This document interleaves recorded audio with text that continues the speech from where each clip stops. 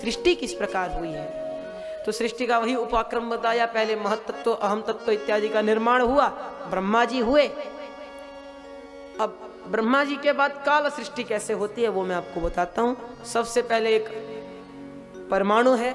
परमाणु कैसा होता है, तो आप कभी खिड़की खोलकर देखेंगे तो जब धूप आती है उसमें तो धूल के कण उठते हैं, उसका भी 1000वें का 1000वां हिस्सा परमाणु होता है, इतना सूक्ष्म होता है। 2 परमाणु मिलाएंगे तो एक अणु बनेगा, फिर एक 3 अणुओं से एक त्रिरेणु बनता है। इस प्रकार सृष्टि की जाती है। जैसे हमारे वैज्ञानिकों ने भी इसको प्रमाणित किया है। पहले होता है परमाणु, जिसे एटम कहते हैं। 2 एटम मिलाएंगे तो एक सेल बनेगा, 3 सेल मिलाएंगे तो एक टिश्यू बनेगा, टिश्यू मिलाएंगे फिर मांस बनेगा। इस प्रकार ये वैज्ञानिक रूप से भी प्रमाणित किया गया है। फिर ब्रह्मा जी ने क्या सृष्टि की, अब ध्यान से सुनिए। तो ब्रह्मा जी ने सबसे पहले सोचा भैया सृष्टि क्या करूं, तो सबसे पहले सृष्टि करने के लिए उन्होंने 4 पुत्रों को उत्पन्न किया संकल्प मात्र से। सनत, सनंदन, सनातन, सनत कुमार, ये चारों सनकादिक भैया उत्पन्न हुए। ब्रह्मा जी ने इन्हें आदेश दिया, चलो जाओ सृष्टि करो। यहीं से भैया बाप बेटे की लड़ाई शुरू हो गई। 2 टुक मना कर दिया, भैया हम तो नहीं करेंगे।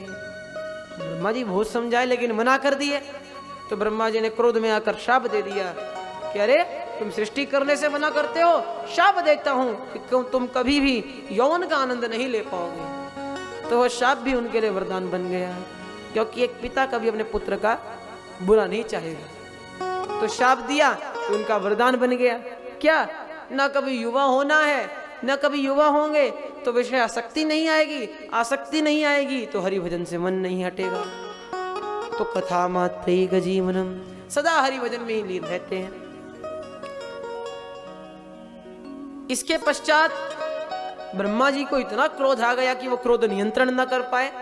ब्रह्मा जी की भृगुटी के मध्य से, जहां हम तिलक धारण करते हैं, कहा जाता है हम तिलक क्यों लगाते हैं भैया, मस्तक पर तिलक क्यों लगाते हैं, पीछे क्यों नहीं लगाते। मस्तक पर तिलक इसलिए लगाते हैं क्योंकि यहाँ पर हमारे 8वां चक्र होता है और हमारा तेजांश होता है। जितना हमारा तेज होता है सब यहाँ जमा होता है, ताकि वह तेज शांत रहे, ताप ना बढ़े, गर्मी ना हो। उसको ठंडक रखने के लिए यहाँ चंदन लगाया जाता है, बड़ा सुंदर। तो ब्रह्मा जी की भृगुटी के मध्य से, भृगुटी और मध्य, वह तेज भृगुटी के मध्य से क्रोध भृगुटी फाड़कर प्रकट हो गया और एक बालक के रूप में उत्पन्न हो गया। बालक के रूप में उत्पन्न हुआ तो रोने लगा।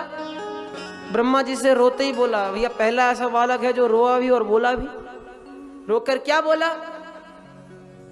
कि मेरा नामकरण कीजिए, मुझे रहने के लिए जगह दीजिए। तो ब्रह्मा जी वह पैदा होते ही रोया था, इसलिए उसका नाम रखा रुद्र। बोले शंकर भगवान की जय।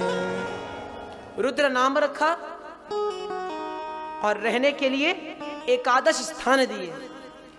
एकादश स्थानों में अलग अलग रहने के लिए एकादश नाम से एकादश रुद्र प्रसिद्ध हो गए।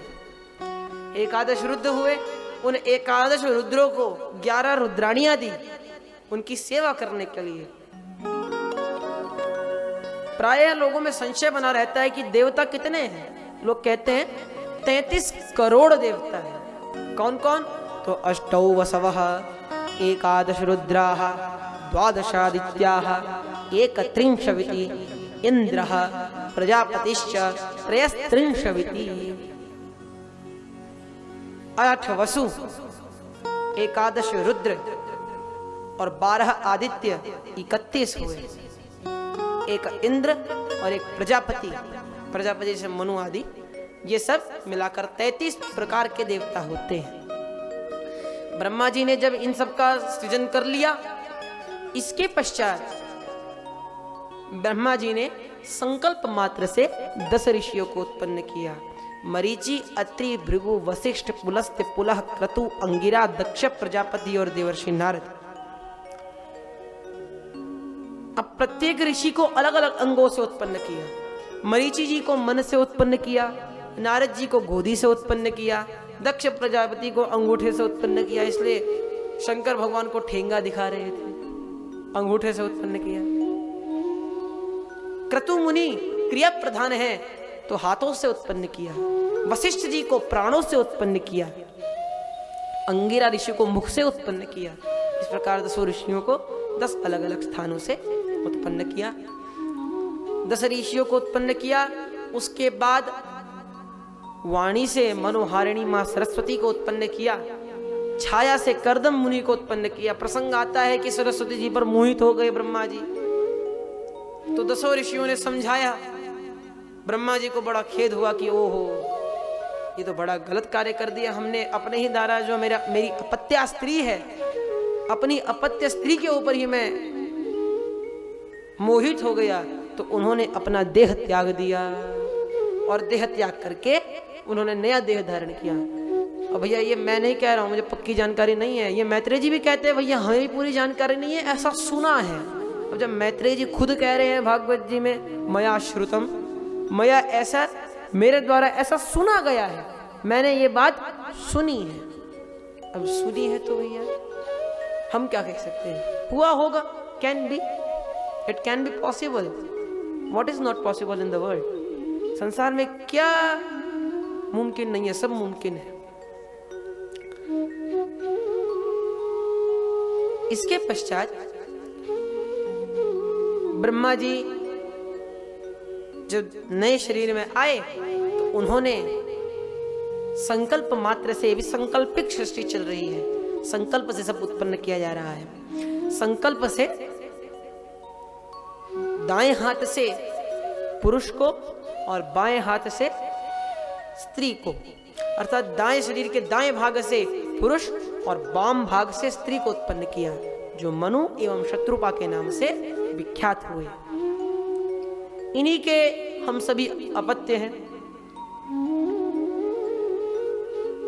मनोरपत्यम पुमान मानवः, मनु के अपत्य हम मानव हैं। जो लोग अपने आप को मनुवादी नहीं मानते, अब भैया उनके यहाँ पता नहीं कहां से लोग उत्पन्न होते होंगे।